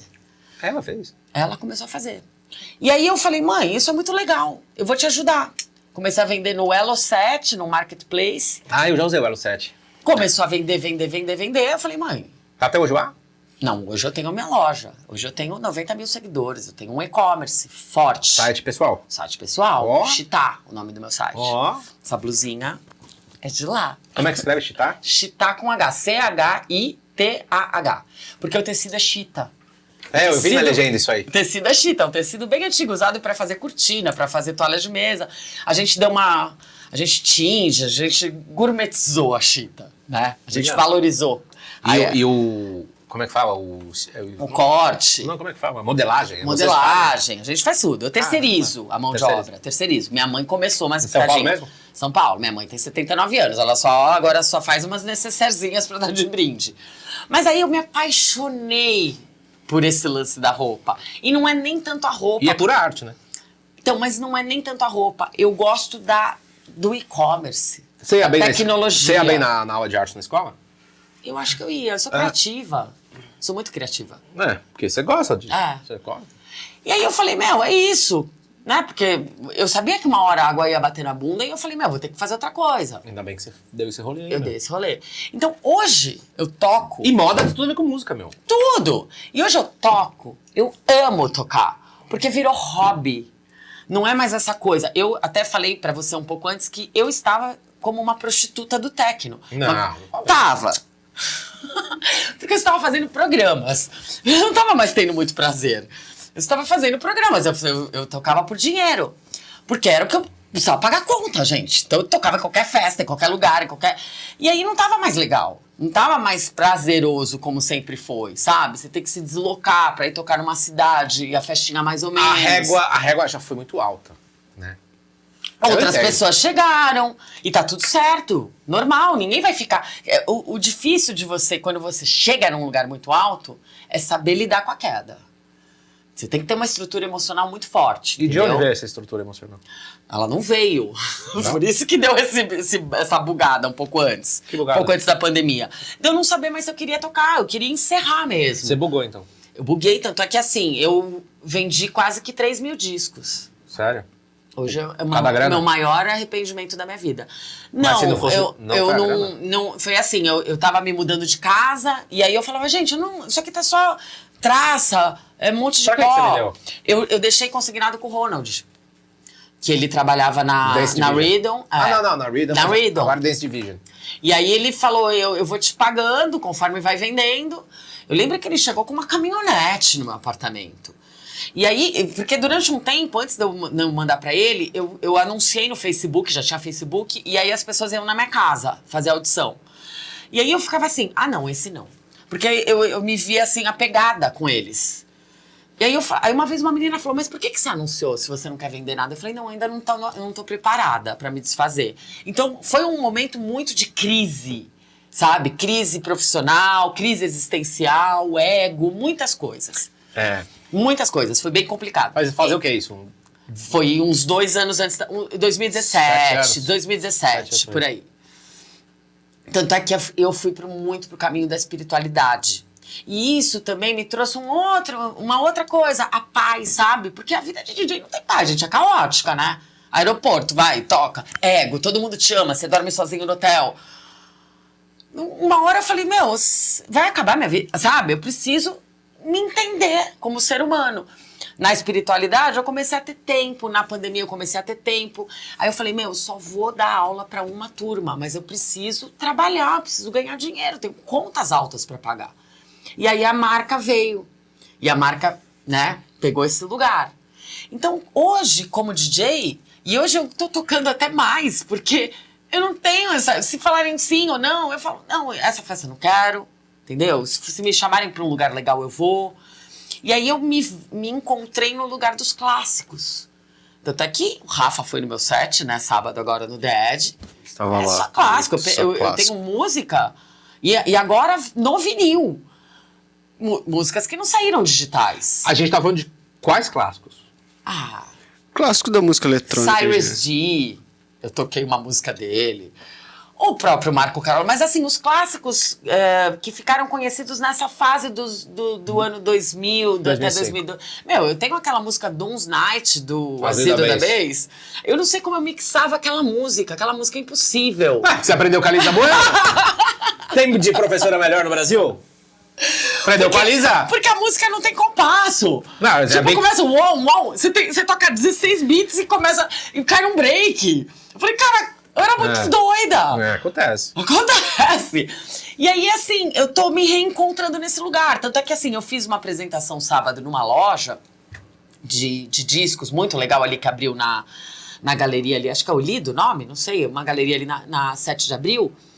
E eu falei pro menino da loja assim, olha, Renan, eu vou fazer um set eletrônico no vinil, né? 1h30 de apresentação, porque eu tô com vontade de tocar, mas eu tô com medo, tô insegura. Ele falou, mas que medo é esse? O próprio Pio Marx quer me chamar toda hora pra festa foda dele. Eu falei, não sei, eu fico com receio, sei lá, uma resistência, sabe? Que bateu em mim. E aí ele falou, tá bom, toca o que você quiser. Aí eu levei meus discos antigos. Nossa, levei, gente, tanta coisa maravilhosa. E aí na loja tinha um monte desses caras dinossauros antigos. Eu às vezes estava variando um pouquinho, fazendo aquela mixagem crocante. E aí, em vez de eu fechar o canal, eu ajustava, beliscando, arrumando pitch. Que era como eu sempre fiz. Eu não precisava ficar horas, porque assim, vinil não tem loop, né, gente? Não tem nada. Então, se você perdeu Playboy, não tem essa. Mas a gente fica com o ouvido meio biônico. Então você coloca o disco, pum, achou. E aí nessa loja foi um divisor de águas, esse sábado agora. Aí eu falei assim, cara, eu vou voltar a tocar vinil. E os meus discos antigos mesmos. Né? Porque eu já tô tocando as músicas no formato digital, mas antigas. Então aquela venda de discos que você teve, você guardou os... Eu guardei 500 discos. Que são os discos que você não conseguiu desapegar. Não consegui desapegar. Pela história, pela história, disco que eu toquei, que ficou no meu case anos. Que fez tua vida, né? Fez minha vida. Mas eu devia ter guardado mais, Michel. Esse foi o meu maior arrependimento da vida. Ter me desfeito da minha coleção de vinil. Porque eu tava nesse momento bugada. Meio em bode, não cabe, tem... Sabe, eu não cuidei, Ingrid, eles estavam meio com... Mas você sabe, Ingrid, esse bagulho aí dos últimos... Sei lá, esse momento que a gente tá citando aí. Muita gente bugou, cara. Muita gente. Não é à toa que se fala em saúde mental como nunca. Exato. Por isso que eu fui buscar espiritualidade. Começou a tocar, ficava no tava saúde meio doente. Entendeu? Com uma vida... Porque assim, tem esse lance do ego, né? Eu me desapeguei do meu ego quando eu busquei esse caminho. Porque... Eu não sei se é ego. Sabe por quê? Você tem um biorritmo de quinta-feira embarcar no avião. Sim. Chegar lá, ser recebida num carro limpo. Você já estava num status de... Sim, só restaurantes, atração os melhores restaurantes da cidade, aí depois o melhor hotel. É um belo jantar. Aí depois você chega no clube, te oferecem tudo e um pouco mais. Aí você põe o equipamento que você quer. Aí você tem o teu outdoor na cidade com o teu nome. É isso. Aí, puta, beleza, não dormi, mas todo mundo dançou. Fiz novos amigos. Então, assim, como é que você corta isso? Difícil. E você falou assim, porra, meu... Tocando há 30 anos. Não, mas foi um corte gradual, assim, não foi assim, eu não fiz uma publicação, parei, sabe? É complicado. Hein? Tanto é que eu não parei, Michel. Quando você falou assim, né, pô, eu buguei, porque, pô, e aí, o que eu vou fazer da vida, tal, não sei o quê. Eu falei assim, não, na verdade não é pela idade. Porque se for pensar, o Carl Cox tem 68 anos. O Brian G tem, sei lá, 50 e poucos anos. O Tiesto tem 60 e poucos anos. O Guetta, por exemplo, tem 60 e poucos anos. Olha, 50 e poucos. Não é pela idade, é pela disfunção que se tornou. Eu acho que sim. Você chega lá com uma controladora desse tamanho, tá ligado? O pitch volta lá, volta pro pitch desse tamanho. Barata andando na pista. Você tocou no Skull Beats, Ingrid. Você tocou no Skull Beats, exato, entendeu? É difícil descer a régua. É difícil, eu te entendo. E aí eu falei, gente, eu acho que é melhor eu fechar esse ciclo, entendeu? Em vez de ficar lutando, já não tava mais tão feliz. E é natural, gente. Qual que é o maior ensinamento aí desses treinamentos pra autoconhecimento, tranquilidade, wellness que você fez? Como é que foi essa parada aí? Na verdade, assim, eu fui procurar espiritualidade porque eu tive uma desilusão amorosa muito forte. E eu tava sempre assim. Isso também acontece quando você é uma mulher DJ, né? As pessoas se interessam muito por você porque você é famosa, você é DJ e tal. E nem é por quem você é, né? E você é a única DJ da pista, do clube, da festa, que tem uma luz em você. É óbvio que eles olham. Olham, até hoje, Michel. E o contrário você também. é DJ? Eu falei, cara, eu falo assim, eu sou aposentada. O contrário também. Não vem achar que você vai, sabe? Não. Mas aí o que acontece? Diante dessa desilusão amorosa, eu falei, eu não aguento mais, porque qual era o meu caminho sempre? Ou ir me entorpecer, né? Ou ir pra um remédio, tarja preta. Era a forma de eu lidar com a dor. Aí eu falei, não dá pra lidar mais assim. Eu preciso me autoconhecer. E aí foi através do ayahuasca, que é um caminho que eu trilho há quase 9 anos, que eu fiz esse meu mergulho. E aí eu falei... Mas 9 mesmo? Porque agora que 9 anos. Todo mundo fala disso agora, né? Não, 9 anos, Michel. Eu sou fardada. E por que ninguém fala isso? Só fala agora isso aí, meu? Não sei, porque era um tabu. Ninguém gosta de falar que você... Ainda é, tá, querida? Vomita, né? Tá sendo bem corajosa aqui. É um tabu. Tô brincando. Mas esse mergulho, porque ninguém quer olhar pra dentro. Uma vez eu falei pra um amigo meu, por que você não vai lá conhecer o verdadeiro Rubens? Ele falou, porque eu não quero. Porque ninguém quer olhar seus defeitos, entendeu? Se consertar. Porque é um chacoalhão de cabeça pra baixo que te... Sabe? E eu quis. E esse momento que eu quis, a profissão também, eu questionei ela. Eu questionei esse ego, esse lugar. Eu falei, será que eu quero tanto isso? Já não deu? Eu quero fazer outra coisa, eu quero ser anônima. Eu quis ser anônima. Você já tocou quantas vezes por mês, Ingrid? Máximo? Você lembra ou não? Não sei. Mas tipo assim... Muitas, Michel. Umas 20 vezes, talvez. Porque todo fim de semana você tocava. Todo final de semana. Aí você tinha pelo menos a sexta e o sábado. Pelo menos, né? Quinta, sexta e sábado, geralmente, eu tocava. Então você fazia 3, 6, 9, 12. Ganhei muito dinheiro, Michel. E gastei muito dinheiro. Eu era totalmente perdulária. Seus pais te deram algum tipo de inteligência financeira? Não. Porque eu perdi meu pai com 16 anos. Mas ao mesmo tempo que eu falo assim, cara... eu sinto muita falta dele, né? Eu acho que o fato de eu não ter uma pressão de um pai que quer que você seja um advogado, que seja, eu fui muito livre. E eu escolhi a profissão DJ. É por isso que deu certo. Por isso que deu certo. Eu não tinha nada pra assumir, né? Eu fiz a minha faculdade de administração, então segui esse caminho, porque eu já estava prestando vestibular quando ele foi embora. Mas depois eu falei, eu não quero ficar trabalhando um corporativo. Ingrid, pensando bem, cara, você é uma mulher de muito sucesso, cara. Porque assim, ó, quantas duplas sertanejas não saem do bar? Voz e violão. Quantos DJs querem ser DJ, né? Então, quando você pensa assim, será que meu ciclo foi fechado? Não sei se ele foi fechado, mas com certeza você chegou ao topo, né? Digamos que sim. Não é? Claro que chegou. E essa tatuagem é icônica. Lembra? Essa tatuagem eu fiz em 2002. Depois me arrependi um pouco de fazer as outras, porque ela era bonita. Essa aqui, que vai até meu tornozelo. Eu lembro que você tinha uma foto de divulgação. Né? Essa tatuagem... Vai até embaixo, né? Vai até o tornozelo. E aí depois fiz as outras que deram uma sumida nela. Mas isso foi uma liberdade de expressão. Você sempre foi vaidosa? Ah, sim. Isso veio da sua mãe, alguma coisa? Não, acho que mulher é vaidosa, né? Não, nem todas. Acho que hoje eu sou mais vaidosa, porque na época... Minha ex-mulher não era vaidosa. Na época que eu comecei a tocar, eu não comprava nada. Eu comprava só disco. Porque eu falava, eu não vou comprar esse sapato. Ele é um preço de 2 discos. Chegou a minha moeda era um vinil. Chegou em tech novo, né? E tanto é que eu falo isso pros meus alunos, que eles ficam querendo baixar em site pirâmide. Outro dia um aluno meu fez um programa, eu falei, cara, não faça isso. O mínimo que você tem que fazer nessa profissão é pagar os direitos autorais do produtor e saber que tudo que você baixou tem uma qualidade para tocar. essa pirataria não funciona, não é assim, entendeu? Você ainda tem tesão de escolher umas músicas novas, um Beatport, Às vezes sim. Você entra lá? Não, mas eu entro, mas não é uma coisa que, me preparo pra uma festa, sabe? Quando você vê, assim, você selecionou, sei lá, você teve uma coleção de 4 mil discos aí, mais ou menos, né?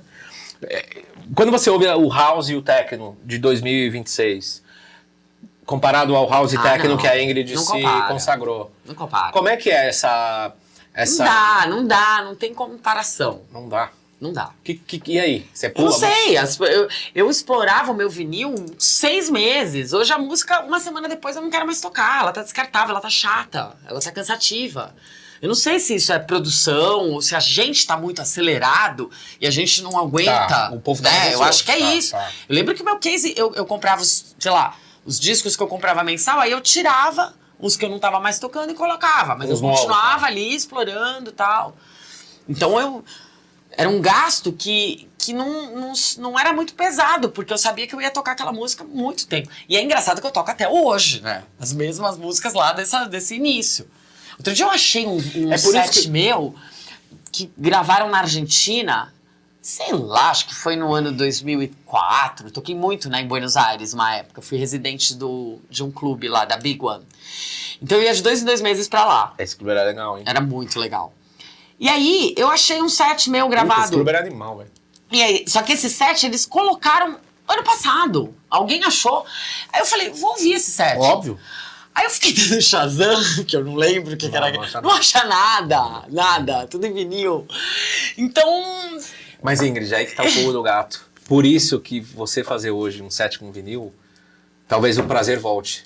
Já voltou. Por quê? Sabe por quê? O fato do cara falar, essa vai pro vinil, essa eu vou cortar. Uhum. Ele sabe que é bom. Sim. Né? Sim. Ele sabe que é bom. Não, eu acho que o vinil, ele tem um som um pouco diferente. E parece que eu sinto os instrumentos separados. Claro que tem. Né? Claro. Eu pego a mesma música, toco no digital, não faz o mesmo efeito do que no vinil. Então, assim, esse dia que eu toquei nessa festinha na loja, eu saí de lá com sangue nos olhos. Eu liguei no Dad e falei, gente, pode preparar o toca-disco que hoje eu vou fazer um set no vinil. Só que, por um acaso, os toca-discos estavam pra pista 2. Eu não gosto do Pioneer, eu gosto do Technics.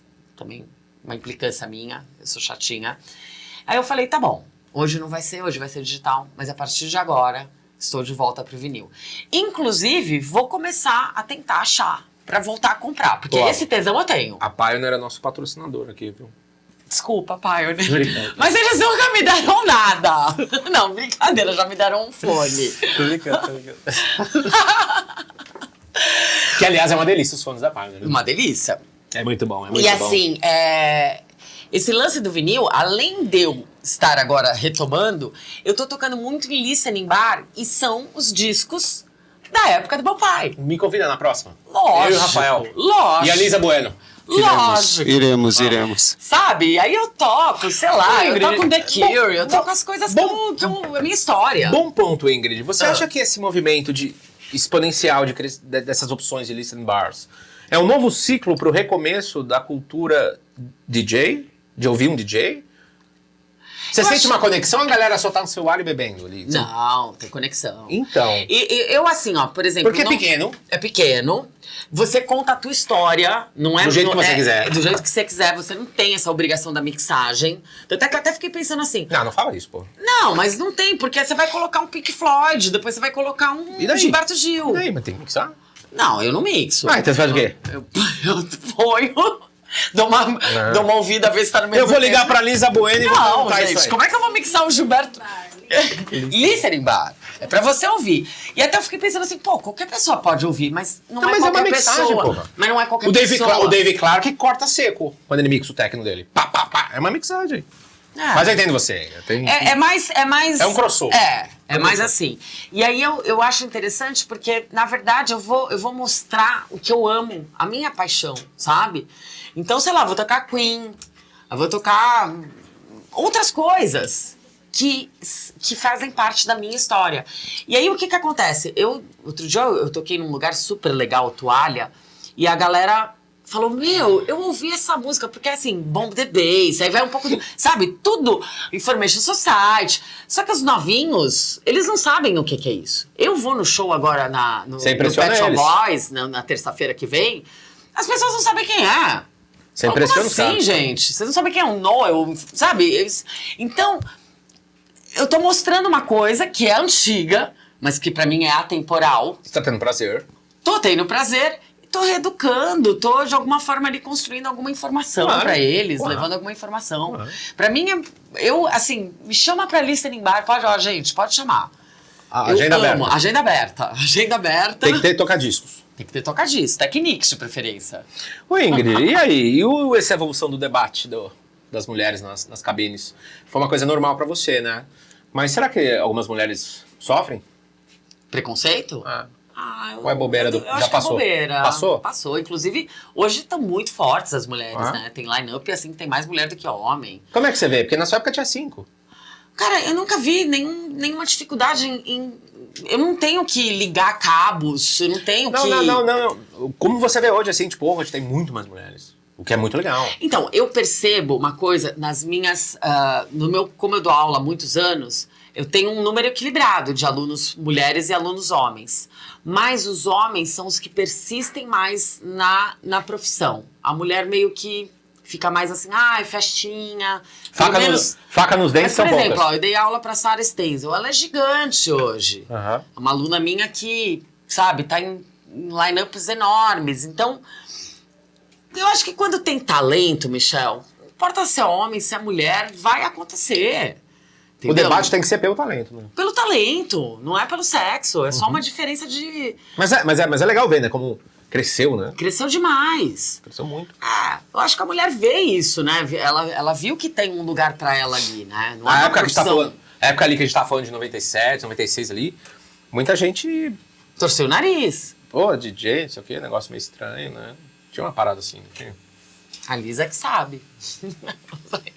Mas eu não tive esse problema. Eu lembro uma vez que fizeram uma entrevista comigo no Skull Beats, perguntaram isso, eu até falei um palavrão. Qual que é a diferença de ser um DJ homem e de uma mulher? Eu falei... entendi. Tananã. Essa é a diferença. Aí corta, era ao vivo a entrevista. E hoje, você é uma mentora, então? Hoje eu sou uma mentora. Grandes nomes já passaram pela minha mão. Qual que é a Qual é a aula que você mais gosta de dar? As aulas práticas.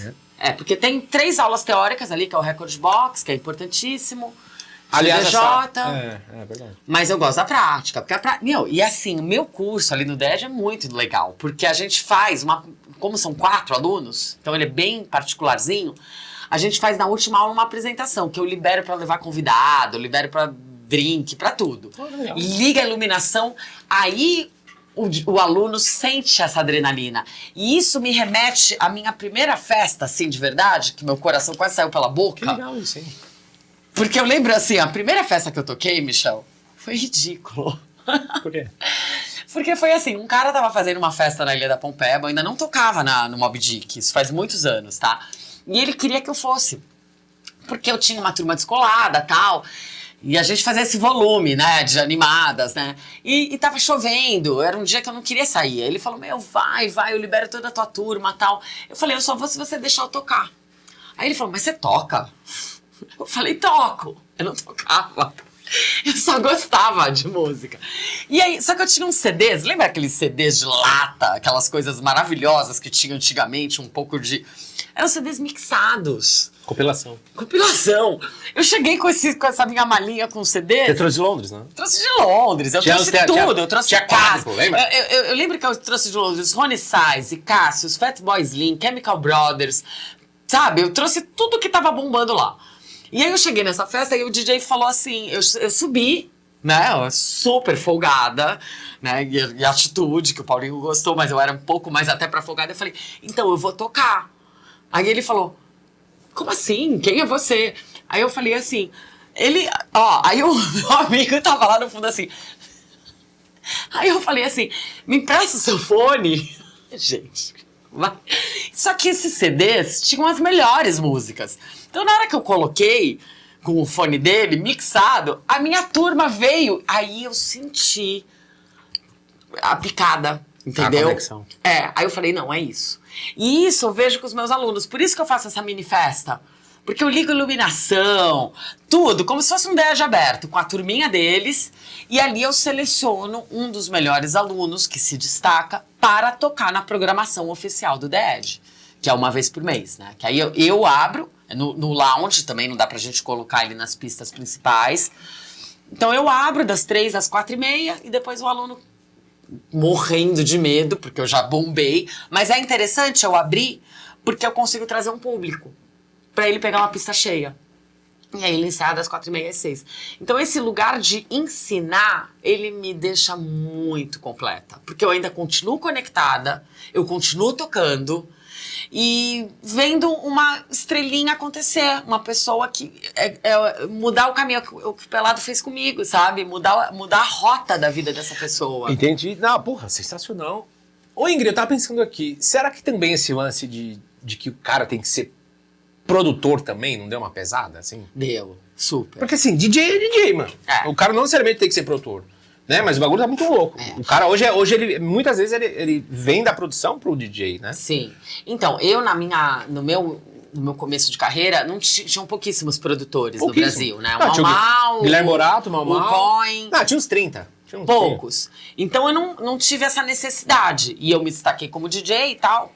Só que assim, eu lembro que em 2008, eu senti muito forte que eu precisava pelo menos aprender. Eu não precisava estourar como produtora, mas eu precisava aprender a fazer uma música. E aí eu fui buscar um curso. E na época, aí eu senti uma resistência por eu ser mulher. Ninguém falava que eu tinha que ter um Mac Pro, um G4, ninguém me auxiliou um MIDI. Não. Eu quebrei a Mas você podia começar cara. com qualquer um também. Eu quebrei a cara com vários cursos que eu gastei dinheiro e nada. Até que, como é que era o nome daquele menino lá do Rio, um loirinho? Do Rio? Marcelo alguma coisa, Marcelo Sick. Ah, sim. Ele falou um dia pra mim assim, procura o Medzu. Sensacional. E aí eu falei, como é que eu vou procurar o Medzu e tal? Galeria, Achei. ligava, chamava o Márcio Duarte, eu acho. Nem sei como eu achei o Medzu lá na Praça da República, ele tinha um estúdiozinho, ele morava no estúdio. Ah, você foi direto no estúdio dele? Fui direto e bati na porta dele. E aí ele olhou pra mim, né, o que é essa mulher? Eu falei, me falaram que você vai me ensinar a tocar, me ensinar a produzir. E eu falei, tá bom. Ele falou, tá bom, eu morava em Santos. O SIC que te ensinou? O SIC me indicou o Medzu. Desculpa. E eu bati na porta do Medzu lá nesse estúdio dele na Praça da República. Eu já fui lá, é maravilhoso. E aí, Quer dizer, maravilhoso. Era um menu, um negócio. Ele tem as coisas, cara. Aliás, o Medzu é um cara incrível pra gente conversar. Você tem que entrevistar. Ele tem os tubulados, nossa, é absurdo. Nossa, uma loucura. Só que assim, o Medzu, ele não é uma pessoa fácil, tá? Nem um pouco. Ele sabe. Ele sabe. Ele falou assim, então você vem aqui toda quarta-feira e você vai ficar acompanhando o que eu faço, porque eu não sou professora, eu não sei ensinar. Mas você vai ficar olhando, talvez você aprenda alguma coisa. E eu subia, e eu ficava ali, sentada, tipo, mesmo, não sabia nada. E eu lembro uma vez que ele pegou juro, eu não sei se ele vai ficar bravo se eu falar isso, mas ele falou assim, pega esse veja aqui, esse paninho, e limpa aqui o meu era um G4, né? Ele tirou ali, abriu, né, a parte da carenagem, né, que fala ali, e estava cheio de pó, e eu falei, aí eu me senti um pouco humilhada, né, eu falei, eu tô vindo aqui aprender, pago meu ônibus, eu tô aqui limpando esse computador com veja, porra é essa? Vou embora, eu tava quase chorando no chão. Aí ele falou assim pra mim, aqui um método é Karate Kid. Porque o Karate Kid, ele não fica ali. E eu falei, eu quero aprender a produzir, eu não quero ficar limpando.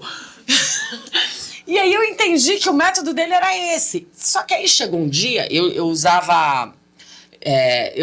depois eu usei o Logic, mas eu usava o Reason, que era antes do Logic.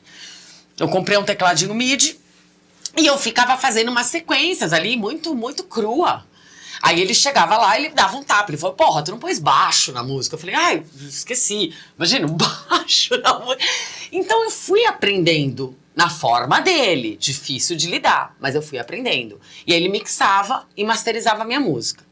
Um dia, eu falei assim, eu quero colocar minha voz. E aí eu fiz uma música, que chamava Lover Boy. Tá no Spotify até essa música. Eu lancei ela. E aí, nessa fase, eu falei, como é que eu vou chegar numa gravadora, né?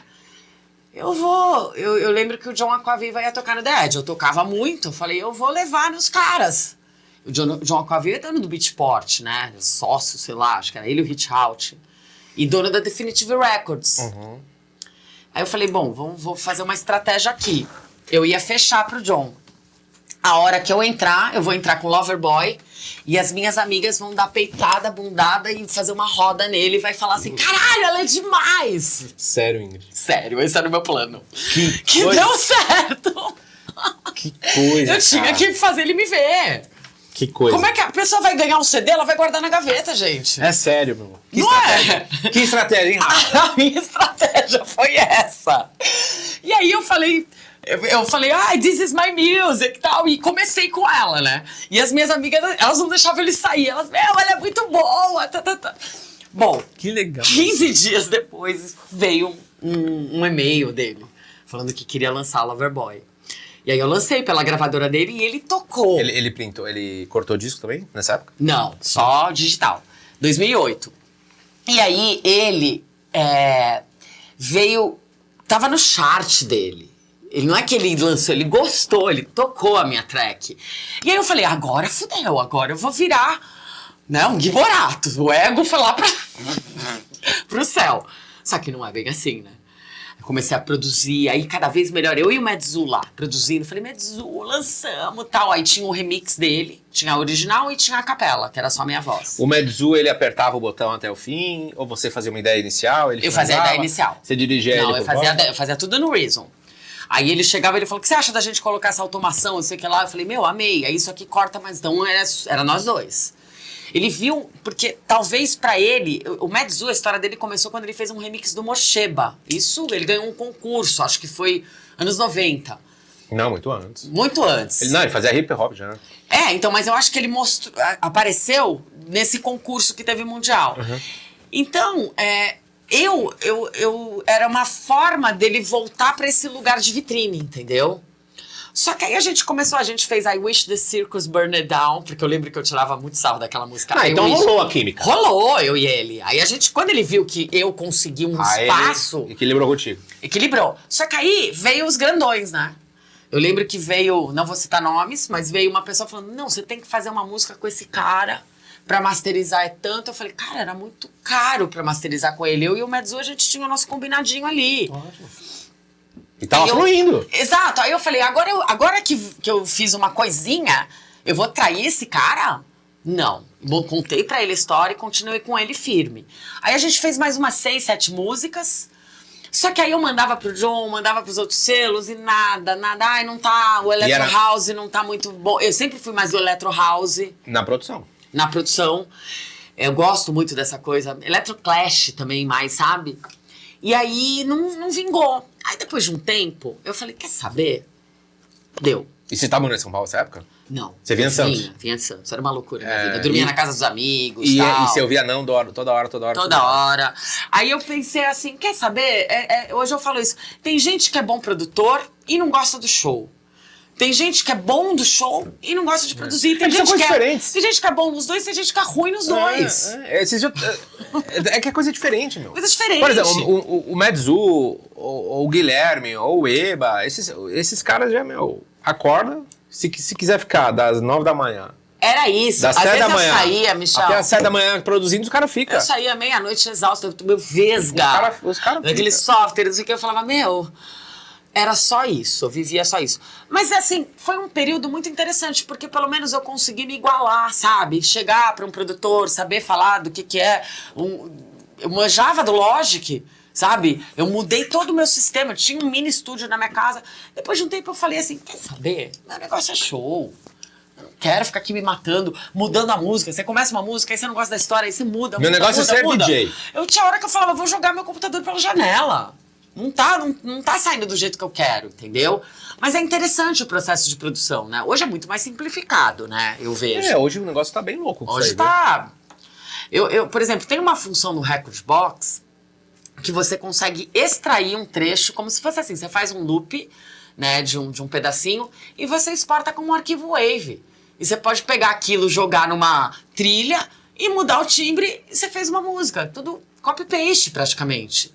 Então, hoje, talvez se eu sentasse num computador para produzir, com todo o meu know-how, e dar aula me ajudou muito, né, a entender como que é a construção de uma música, talvez saísse uma coisa muito foda. Só que hoje não faz mais minha cabeça. Até outro dia falaram, você não quer fazer uma turnê? Eu falei, não quero fazer turnê nenhuma, gente. Quero acordar cedo na minha academia e tocar no The Edge. Não quero, sabe? Mudaram as coisas. Mudaram. Não tô nessa pegada. Mas você tá bem consciente, né, desse momento. Tô em paz.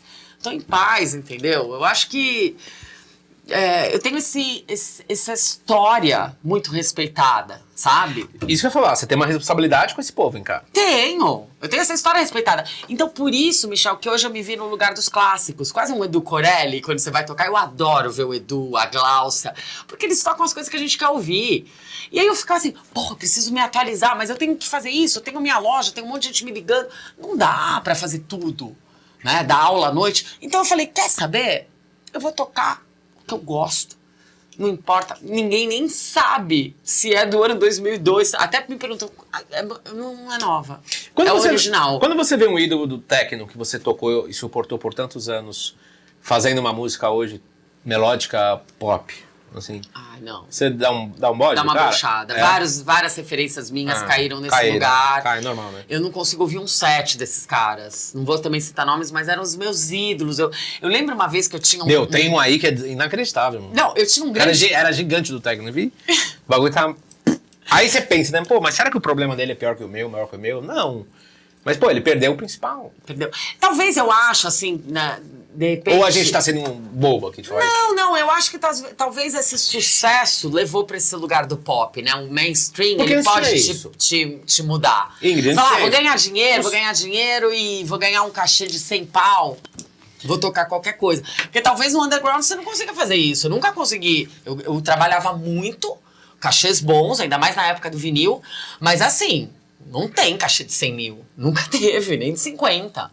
E talvez quando você chega num lugar que você virou um gigantão, vem um produtor, vem um agente, né? E fala, olha, vamos facilitar um pouco. E aí você fala, tô cansado já. Vamos ganhar 1 milhãozão, né? Então pode ser isso também. Não sei, não dá pra julgar. Não dá. A gente não sabe. Só que é decepcionante, né? Então, tipo assim, ó. Eu lembro que na época que as raves... tocava, por exemplo, Psytrance. Muita gente do Psytrance vinha pro house, vinha pro techno depois. Sim. Mas isso é discotecar. Isso é discotecar. Discotecar. Aí, sei lá, é que a gente não pode falar nome, né? Não, mas assim, eu tenho vários amigos do trance que migraram. Nunca mudou o som. Nunca mudou o som. É isso. E aqueles caras de techno que a gente gostava, de house, que mudaram o som, perde a credibilidade. Acho que é isso, cara. É saber quem é... Saber quem é quem, Rafael. Quem é de verdade. O Coy Freitas foi isso agora aqui, hein? Exatamente. Eu falei assim pro Coy Freitas. Coy Freitas fez Nokia Trends, fez Sonar, fez Planeta Terra e muito mais coisa. Foi o criador do Kashmir. Lembra do Kashmir? Eu falei assim, Coy, você trabalhou com as maiores marcas, os maiores patrocinadores. Se você tivesse que acreditar num DJ hoje, ou lançar um DJ hoje, como um conselheiro, como um... Qual seria o plano? Ele, cara, montaria um set de 4 horas, no mínimo. Sim. Levaria 50 pessoas num lugar, abria, até fechar a festa, e começava a criar minha comunidade, e a coisa ia acontecer. Esse cara é um curador com uma profundidade de conhecimento musical absurdo. Eles estão uns 100 DJs aqui, umas 100 bandas aqui, Guinness. E ele falou assim, não confunda curador com... Você estava de curadoria mesmo? Curadoria estuda isso. Então, eu acho que esse lugar, eu como professora, eu vejo isso... Quem tem talento... Porque hoje existe um mercado que, assim, quem leva a galera, né? Quem é o popular que se contrata. Não é muito quem tem talento. E eu fico forte nessa bandeira, sabe? Eu coloco uns alunos que são, sei lá, de uma cidade de não sei o que não vai levar ninguém. Mas eles vão fazer essa pista acontecer. Eu não me prostituo nesse aspecto, sabe? Tipo, eu vou levar isso aqui porque Sim. vai lotar a minha festinha. Não, isso aí é... É complicado isso. A gente tem que ter um equilíbrio, porque... Em que momento que o DJ virou promoter? O desconhecido... Em que momento que o Exato. DJ virou promoter? Quando você tocava lá com o Paulo, ninguém pedia pra Ninguém você... virava promoter, mas eu acho que o desconhecido, ele uma hora vai ficar conhecido. O que porque é bom. aconteceu, Ingrid? Eu não tenho resposta pra essa pergunta. Né? Porque começou a falar agora, você traz uma galera? É isso. Será que eles estão pensando... Faz a lista? Então, eles estão Faz confundindo. listas. Eles estão confundindo o disc jockey com o promoter. Aham. Faz tempo, não é de agora Faz não. tempo. Quem faz as listas? Ingrid, foi um prazer enorme, hein? Posso fazer um ping-pong com você? Ai, meu Deus. Gente, eu sou meio lerda. É nada. Uma track eterna. Ai. Uma só. The Man with the Head Face. Aí sim. Um clube. The Edge. Uma cidade. Santos. A sua maior referência de DJ. Laurent Garnier. O maior erro de um DJ iniciante. Eu acho que é rotular um gênero. Manhã ou noite? Hoje de manhã. Uma cor que define teu som. Ai. Não responde não. Eu acho isso sem criatividade, né? Uma cor? O arco-íris. Pode ter uma cor só. Festa de rua ou um clube fechado? Ai. Clube fechado. A maior virtude de um DJ. É poder navegar entre culturas. É se adaptar, sabe? Acho que isso é muito legal. Uma gig que você queria ter feito, que era do sonho, e se fez ou não fez. Skull Beats. O som do futuro existe? Na sua visão? Existe. O que é? Ele tá meio robotizado, mas ele existe. Infelizmente, com IA. Ingrid por Ingrid, em uma ou duas palavras. Ai, feliz. Muito feliz. Então, feliz ou muito feliz? Muito feliz. Aê, Ingrid na casa! Rafaelo, você tá meio tímido hoje, cara? Eu não, cara, sou um cara concentrado. Tá concentrado, né? É, Você gostou do papo? muito. E você que tá aqui com a gente até agora, por favor, deixa eu saber se você gostou. Eu fui o máximo aqui, levando essa conversa com um pouco de técnica, um pouco de coisas mais suaves, mas estar aqui com a Ingrid é muito importante, muito legal. Vá pesquisar a história dela. Toda quarta-feira tem um convidado aqui, às 8 da noite, todas as plataformas. Seja sempre bem-vindo. Ingrid, se quiser deixar um beijo pros seus fãs, essa câmera é sua. Gente, obrigada. Gratidão pelos meus fãs estarem me assistindo. Eu falei que eu sou muito feliz, mas queria também complementar que eu sempre procuro estar com o meu copo cheio. Gosto de usar essa palavra copo cheio. Porque de vez em quando a vida esvazia um pouco, né? E aí a gente tem que achar uma outra coisa. Então, 100% de esforço, onde houver 1% de chance. Vamos pôr um refresco sonoro nesse copo aí. Valeu, hein? Obrigado mesmo, valeu. Obrigada, amei. Foi muito legal. Muito.